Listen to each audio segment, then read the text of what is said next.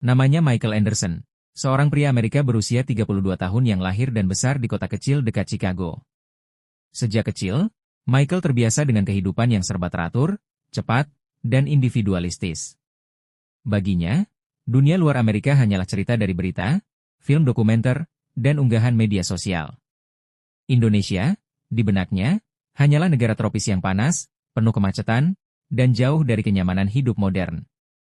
Ketika perusahaan tempatnya bekerja mengirimnya ke Indonesia untuk proyek selama 6 bulan, Michael sebenarnya ragu. Ia membayangkan jalanan semrawut, fasilitas seadanya, dan kesulitan berkomunikasi.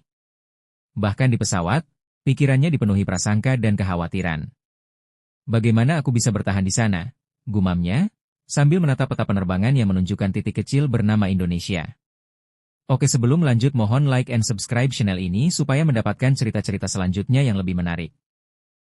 Hari pertama Michael menginjakan kaki di Jakarta langsung mengguncang pikirannya.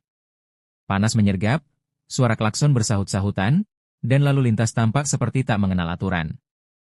Ia merasa asing dan canggung. Namun di tengah kebingungannya, seorang petugas bandara tersenyum ramah dan membantunya dengan bahasa Inggris sederhana.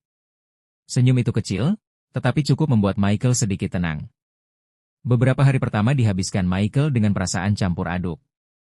Ia sering mengeluh tentang macet, cuaca, dan jadwal kerja yang terasa lebih fleksibel dibandingkan di Amerika. Namun perlahan, hal-hal kecil mulai menarik perhatiannya. Setiap pagi, satpam di apartemennya selalu menyapanya dengan senyum dan ucapan, "Selamat pagi, Pak." Penjual kopi di pinggir jalan mengingat pesanannya hanya setelah 2 kali membeli. Hal-hal sederhana yang jarang ia temui di negaranya. Suatu akhir pekan, rekan kerjanya yang bernama Budi mengajak Michael pulang kampung ke Yogyakarta. Awalnya Michael ragu, tetapi rasa penasaran mengalahkan ketakutannya. Perjalanan panjang dengan kereta justru menjadi pengalaman yang membuka mata. Ia melihat sawah hijau membentang luas, gunung berdiri megah di kejauhan, dan anak-anak melambai ceria ketika kereta melintas. Di rumah keluarga Budi, Michael merasakan sesuatu yang belum pernah ia alami. Sambutan hangat, makanan yang dimasak dengan penuh cinta, dan tawa yang mengalir tanpa dibuat-buat. Meskipun mereka tak fasih berbahasa Inggris, komunikasi terjalin lewat senyum, gestur, dan ketulusan. Saat makan bersama di lantai, Michael merasa seperti bagian dari keluarga itu, meski ia hanyalah tamu dari negeri jauh. Hari demi hari, kekaguman Michael terhadap Indonesia semakin tumbuh. Ia belajar bahwa keterbatasan tidak selalu berarti kekurangan. Di desa, orang-orang hidup sederhana tetapi saling peduli. Mereka berbagi makanan, membantu tanpa diminta, dan menghadapi hidup dengan sabar.